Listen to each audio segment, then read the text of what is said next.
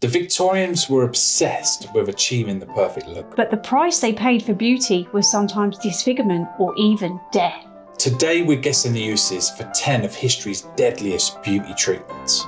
And Tory, you're up first. Number 1, arsenic wafers. What do you think they were used for? All I can think of is, do you know those horrible pink wafer biscuits? Pink wafers. Oh, they're vile, aren't they? They taste stale. They do not They taste do. stale. They're beautiful. Is it like the wafers that you get at church? I presume so, yeah. I think wafers is in very thin crackers doused with a poison. It sounds deadly. Without a doubt. So you eat them, you ingest them. Yeah. And arsenic, it would do... It would fucking kill you. That's what it kill fucking you, do. yeah, that's what I'm thinking. What else would it do? Make you into a beautiful corpse. It's a poison, so your body would be having some sort of reaction to it. That's where I'd be going, yeah, is kind of what would happen as the body gets poisoned. Would it give you a flushed glow on your face? Not quite flushed. It would somewhat alter your complexion. Okay, so the Victorians had a thing where poorer people would have been out working in the sun. In the sun, so they would get tanned, where the upper classes would be at home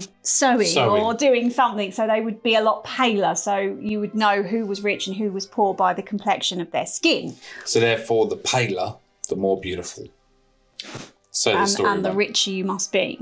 Exactly, yeah. So I'm guessing it would be the women. Yeah. The women would definitely ingest these arsenic wafers, Give take them a the pale- colour out of their skin, basically, and make them pale. Yeah. To achieve a pale, delicate complexion, believed to make the skin appear translucent and youthful. In reality, it was highly toxic and caused various health problems. I bet it bloody did. It sounds dangerous, isn't it? Like, how would you know how much to take? Yeah, how do you know the dose? Like, what if you were greedy, like, delicious, and you took 2?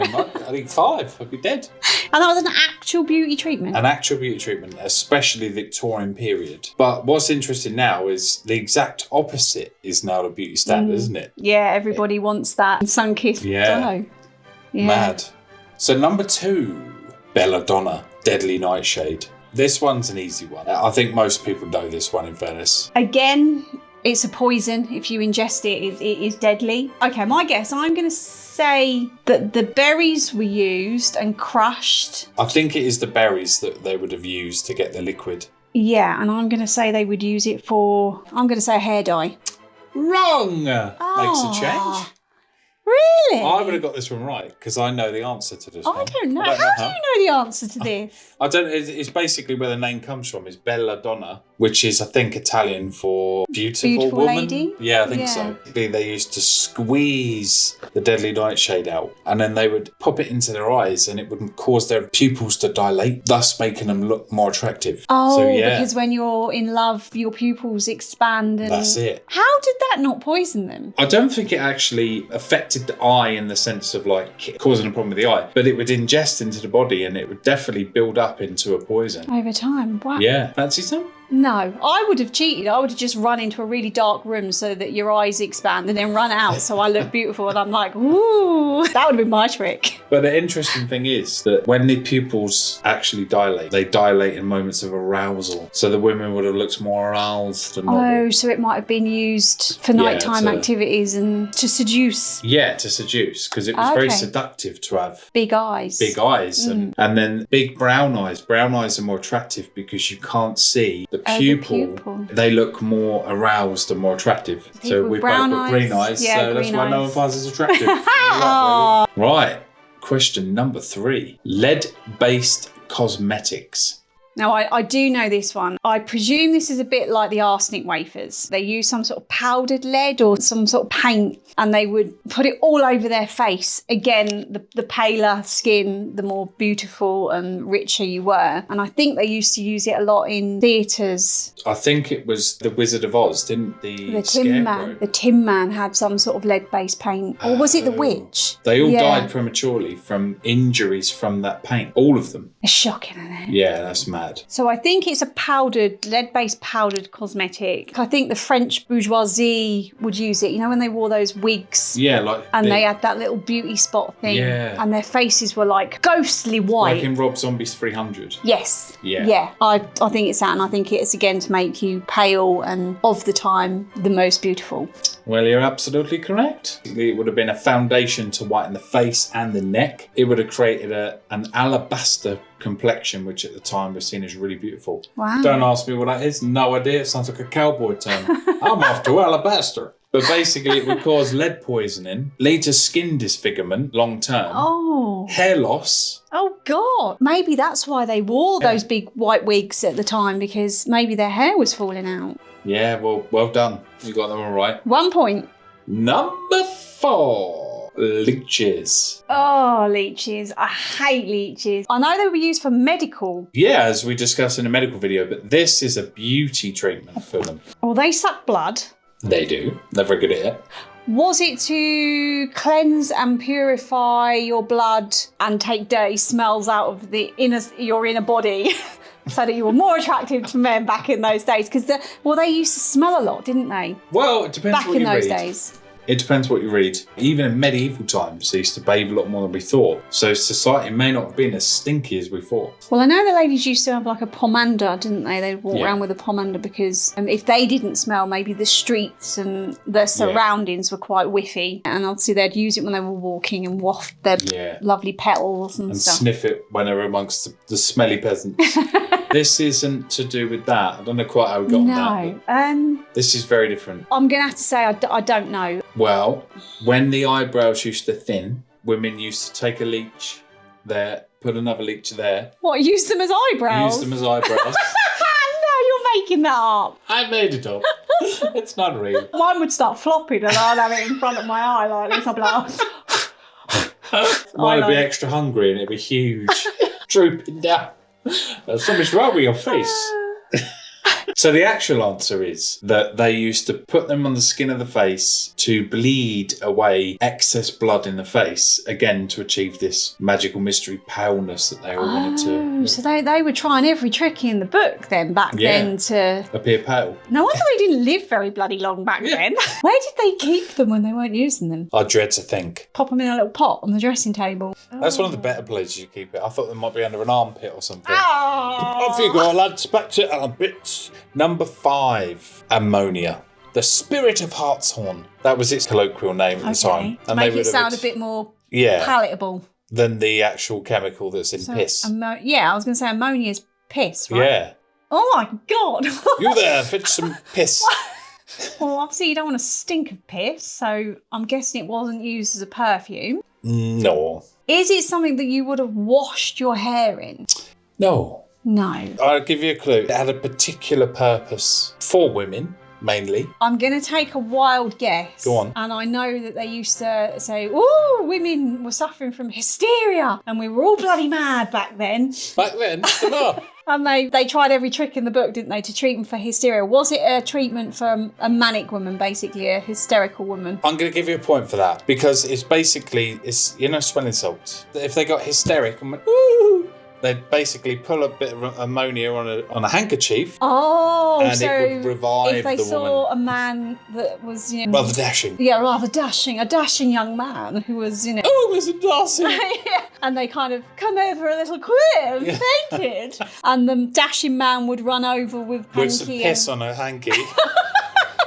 Never fear. That'd wake anyone up, though, wouldn't it? Smell that. That's why I wake you up in the morning. Bit of piss on an hanky. Wake up. That's disgusting. Yeah, and well done. That's you. Are you ready for your go? Yes. I mean, I know beauty's not your... Well, come on. Look at my face. That's my strong area. Beauty product number 1 is opium.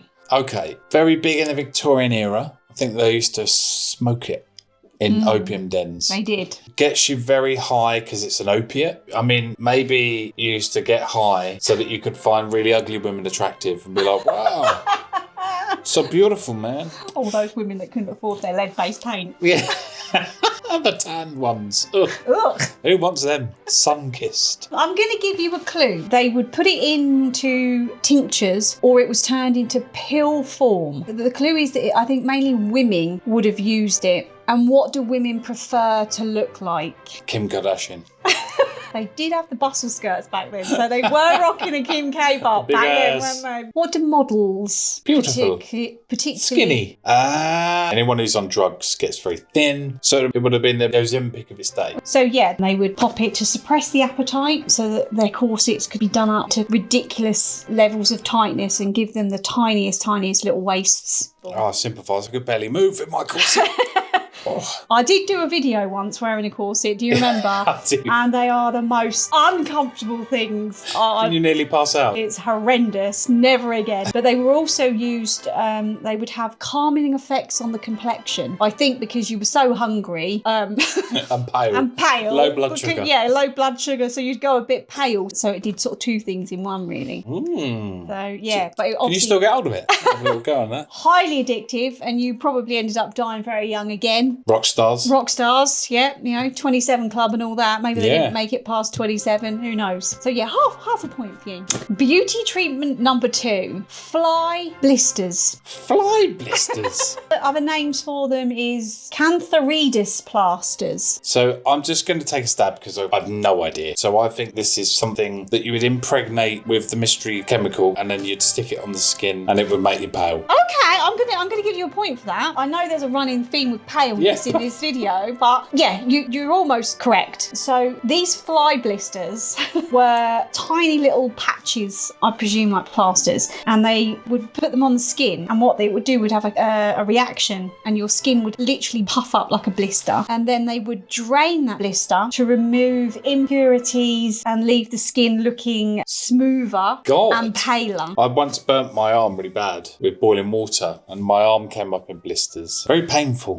Didn't look very beautiful at all. No, I'm thinking, so did they have to hide inside while these blisters were formed? Yeah. Looking green. And would their arms have scarred? That is hideous. Okay, beauty treatment number 3. Spanish paper, otherwise known as red paper. So I think it was either impregnated with a powder to make you pale, or it was abrasive. And they'd sand the beauty into their faces. Ooh. That's a bit drastic. Yeah. No, that's neither. Neither. All right, I'll have a bonus guess. Spanish paper. So what do we know about the Spanish? Tapas. Delicious. Package holidays. I take it it's not that. It's not that, no. Would you like a clue? Because give me a clue. This is quite a difficult one, to be fair. I'll have a clue. So think the opposite rouge. Of pale. So Spanish paper would bring out the rouge and the lips. So red paper was for plumping the lips. Like a chili paste that you put on your lips in the past and they plumped up. No. Not quite. It doesn't plump the lips. So it was a paper that was impregnated with a red dye. Oh, okay. And the ladies would use the dye and they would rub it on the lips to give them that real rosy, bright red look to them. So against the pale skin, their lips would really stand out and look delicious to all the men. I'm seeing it. It does look delicious in my imagination. So it's like really rubbish lipstick, really. Paper lipstick. Yeah. I mean, I guess it would have worked on the cheeks as well, maybe. You sort of rubbed it. Yeah, see, for me, rouge was a way of saying applying some sort of redness. I thought that was what it was called. Well, I suppose rouge, it does mean red, doesn't it, anyway? Yeah. So red paper, yeah. Well done. Okay, beauty treatment number 4. Calf's foot jelly. Oh, so traditionally hooves are used to create gelatine. Good. Which is a bit nasty when you're eating your Haribo thinking of the hooves in it. But yeah, so gelatine, and I think that contains collagen, I think. So I'm thinking calf's hoof, they've probably gone for a younger one, thinking that it's going to give you more of the youthful collagen.